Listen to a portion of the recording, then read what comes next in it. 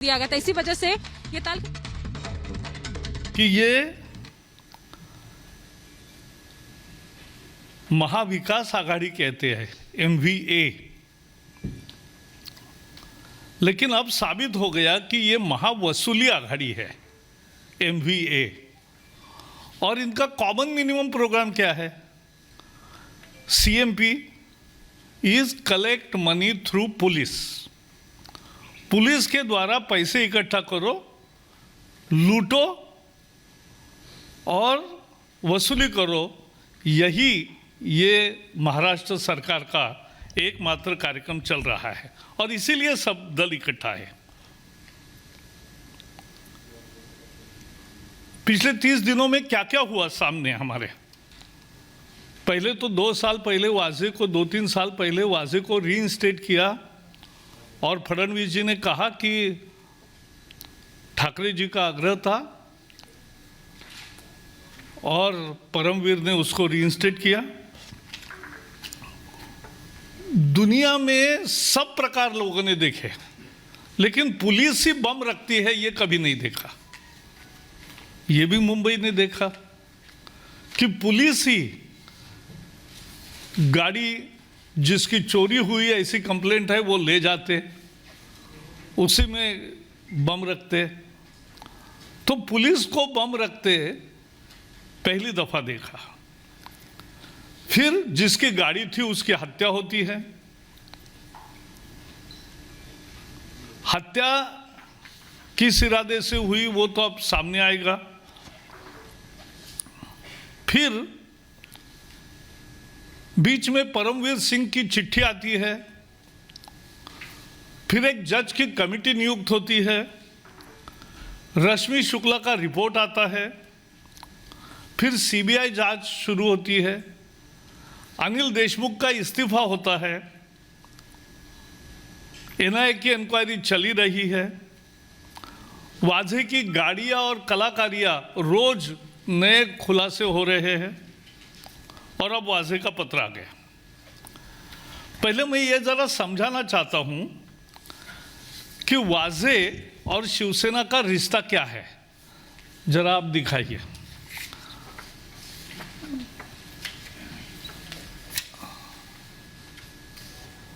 हाँ,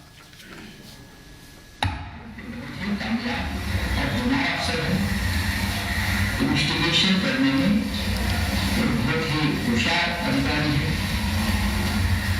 बहुत से क्राइम इन्वेस्टिगेशन इस अधिकारी ने किया है और जो 2 जिले की उनकी जानकारी मिली आपको, इन जानवरों ने उसको अरेस्ट किया है। इन जानवरों में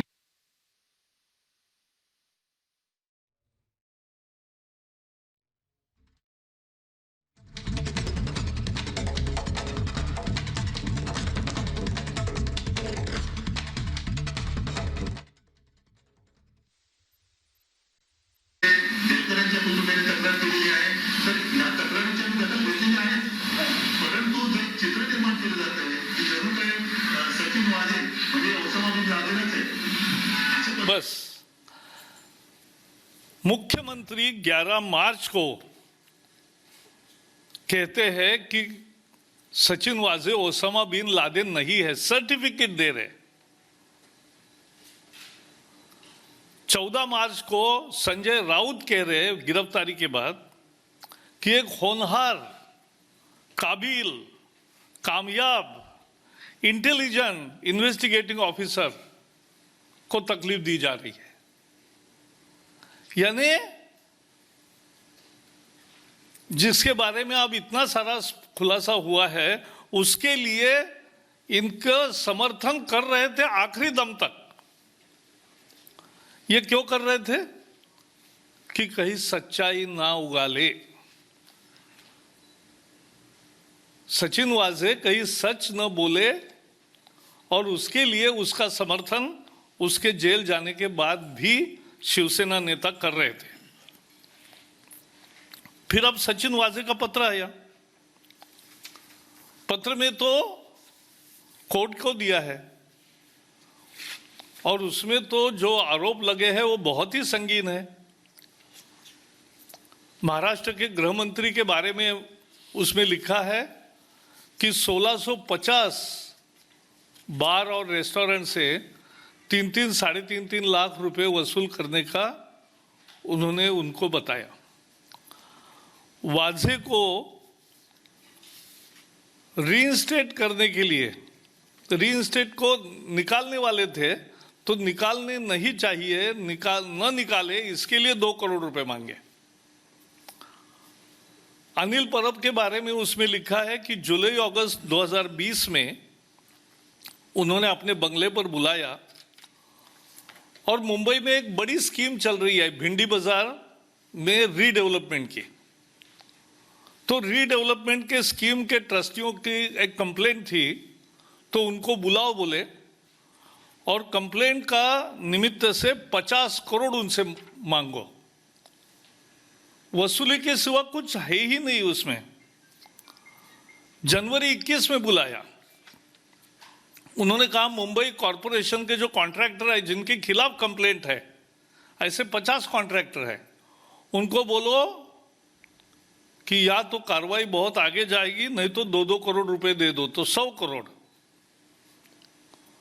और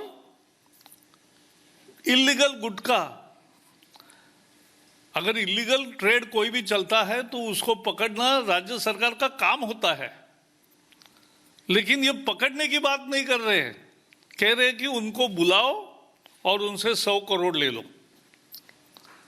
यानी यही हिसाब 250 करोड़ का लग गया। तो ये पूरी लूट चल रही थी। लेकिन जैसे ही अनिल परब पर आरोप किया, तब अब एकदम संजय राउत की प्रतिक्रिया बदली, उद्धव ठाकरे चुप हो गए और अब ये समझने आया कि ये सच्चाई अगर उगालेगा तो उसके लिए अब उसकी भर्त्सना का भी या उसके खिलाफ आज स्टेटमेंट एक छोटा दिया है। So Shiv and this government needs to answer many questions. कि आपका कॉमन मिनिमम प्रोग्राम क्या है? लूट के सिवाय आपके यहां क्या चल रहा है? और इस लूट के लिए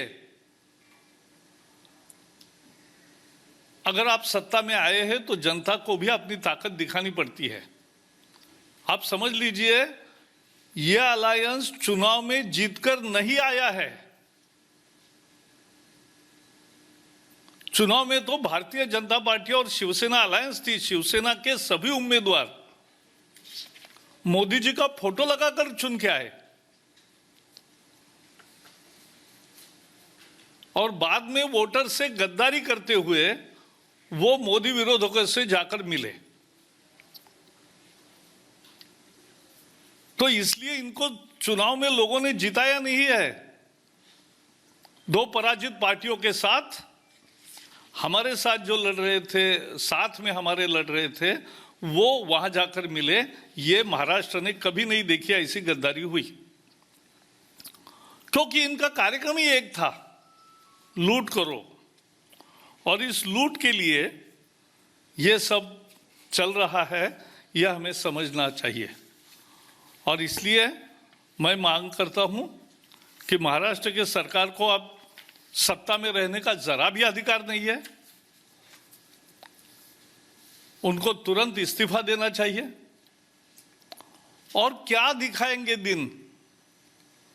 रोज इतनी सारी बातें सामने आ रही है। वाजे रीइंस्टेट होता है, पुलिस ही बम रखती है, हिरेन की हत्या होती है, वाजे का समर्थन करते हैं मुख्यमंत्री, परमवीर सिंह की चिट्ठी आती है, जज की कमेटी होती है, रश्मि शुक्ला की रिपोर्ट आती है, सीबीआई की जांच होती है, अनिल देशमुख का इस्तीफा होता है, एनआईए की जांच चल रही है, वाजे की गाड़ियां और कलाकारियां रोज नए खुलासे हो रहे हैं।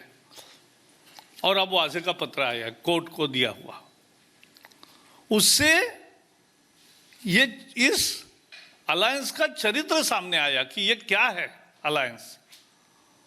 और इसलिए इनको सत्ता में रहने का बिल्कुल भी अधिकार नहीं है। उनको इस्तीफा देना चाहिए, क्योंकि ये जो उनका रूप इस पत्र के द्वारा दिखा, कितना फैल गया भ्रष्टाचार, इतना फैला हुआ भ्रष्टाचार शायद ही किसी राज्य ने देखा होगा, इतना भयंकर। और ये भ्रष्टाचार ही महाराष्ट्र की अब पहचान बन गई इस सरकार में। और इसलिए हम इस पर केवल भर्त्सना नहीं करते, हम मांग करते हैं कि इस सरकार को अब सत्ता में बने रहने का जरा भी अधिकार नहीं है। मेरे तरफ से इतना ही है। इस